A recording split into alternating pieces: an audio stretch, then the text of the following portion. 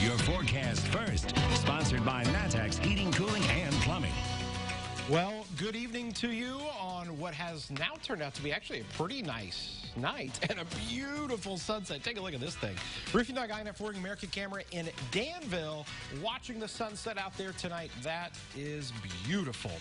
Let's take a look at the current satellite radar picture because we had a lot of cloud cover for most of the day, and it even had a little bit of rain out there, a few rain showers at times.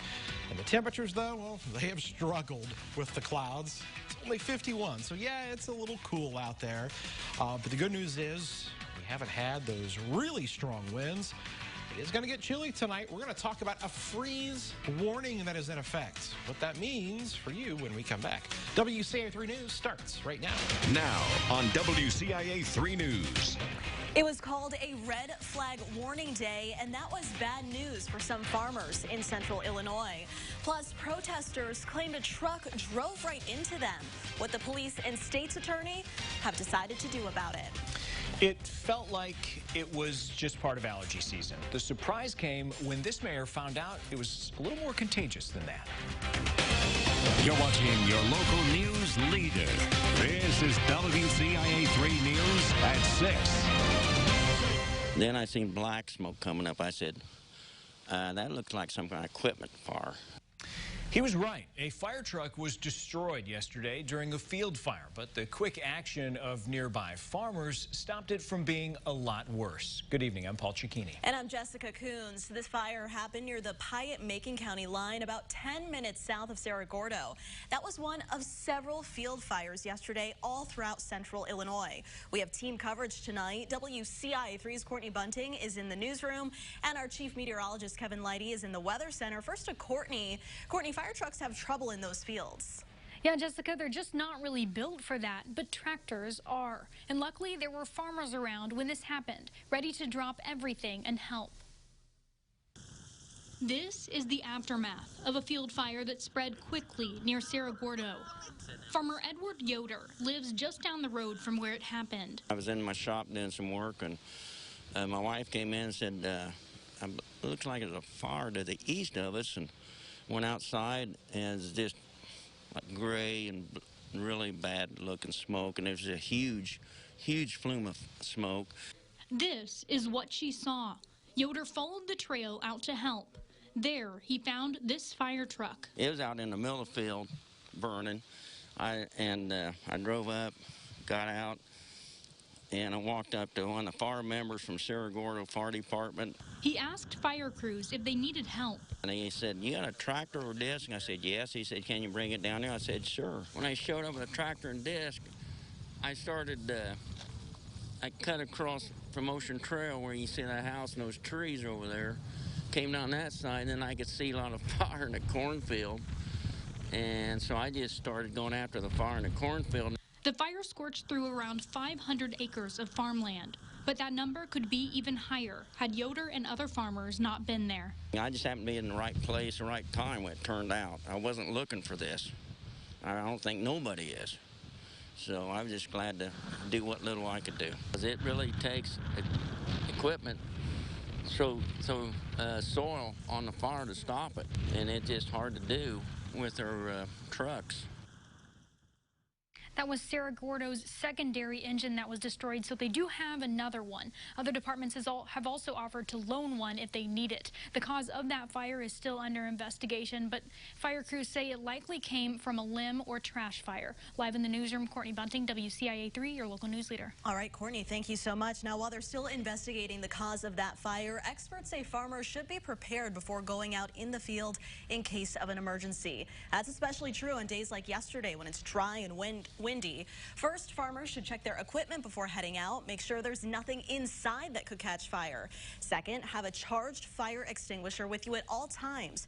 You should also make sure someone always knows where you are. Write down directions to every single field and make sure that people helping you that day know where you are. Because if you have to call 911 and you're in a field with absolutely no physical address, you've got to get crews there as quick as possible.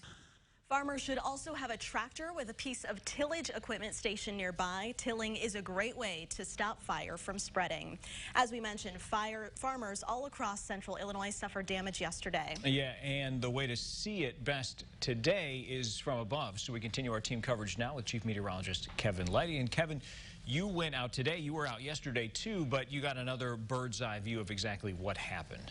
Yeah, yesterday we were, chasing down the fires. Today we're chasing down the aftermath of that. I actually went down to Edgar County, and there were two fires down there. There was one near Horace. Let's take a look at the video here, and you can see where the fire there literally went right across these fields. Now, I was told by some of the people around there that this fire was, in fact, caused by a combine that caught on fire. And then, quickly, the winds took that fire and it spread across the fields. And look at that. The view of all of that corn that was damaged, as you can see, row after row of that occurred down near Horace. Now, there was another fire not too far away from there in Edgar County, and that was in Paris. Look at this. Now, that one, I'm told, possibly started by a cigarette butt. Look at the very small little area where the fire started as opposed to some of the other views, and then it widens out. Take a look at how wide this gets as we pan up, and you'll see just off in the distance. Actually, it's going to be Highway 133 that comes into frame right there in the middle of your screen. That hopped Highway 133, and you can see all of that corn, again, damaged. So all of this from our Sky 3 drone. Now, what was amazing, there were homes, there were houses that were really close to this fire, and they just barely escaped. Look at the dark charred area, and look at the homes that are right there in this final shot that I'll share with you. Look at the fire all around, but the home was spared. We've got more winds in the forecast. We'll talk about when another fire danger could occur when we come back. All right, Kevin, thanks. We'll look forward to checking in with you in a little bit. 3 people are looking for a place to stay tonight after a fire destroyed their home. Happened this morning in Watseka. Firefighters were called near the corner of Chicago and Jackson Street. WCIA 3's Jared Farmer has details. Watseka firefighters were called to this house around 9 a.m. It took them several hours to put out the flames. 2 of the 3 people living there were in the house at the time the fire started. One managed to escape, while the other had to be pulled out by firefighters and sent to the hospital. He is expected to survive. One local resident woke up to a call from his friends that a fire was going on in the neighborhood. When they arrived at the scene, all they could see was smoke. He said his heart goes out to the homeowners. I just feel so sorry for the family. They lost everything. The fire chief says the fire was an accident caused by a faulty power strip. He is reminding people to be more careful when using them. If you don't have to, don't. Fortunately, so far, everybody's okay on this one that we know of, but they can cause problems, so be very careful with them. In Watseka, I'm Jared Farmer, WCIA 3, your local news leader. The fire chief says everything in that house was destroyed. We have an update for you tonight. We now know the names of the 2 people killed in a crash earlier this week on I-57 near Paxton. The Iroquois County coroner says the victims were 26-year-old Aaron Reed from Onarga and 21-year-old Tasia Crite from Pembroke Township. Authorities say Reed crossed the median and hit the car that Crite was in. A semi then hit Crite's car, throwing her and all passengers from it, including a 3-week-old. That baby was seriously hurt and flown to the hospital. No word on how that baby is doing as of tonight. Here's some new details. The Champaign County State's attorney has decided not to file charges after a truck drove through a protest. It happened in front of Rogue Barber Company in July in Champaign. The group was protesting the former barbershop's membership application, which asked people to sign off on not being part of Black Lives Matter. A video online showed a truck driving through the protest. Champaign police say evidence shows the driver was moving slowly away from the scene, and protesters put themselves in front of the vehicle instead of moving away. Brad Underwood's team is 1 day into practice. He's already on the sidelines with an injury. Also tonight, a mayor in central Illinois tested positive for the coronavirus, while she thought it was something else. And temperatures today definitely struggled across the area, but at least we're seeing a glimpse of sun out there here for the last, 20 minutes before that sun sets. Let's recap today, where the high temperature, again, only made it to 64 degrees. And I tell you what, we've got some more changes on the way. Freeze warning. We'll talk about more strong winds and how we've got a little bit of rain in the forecast coming up.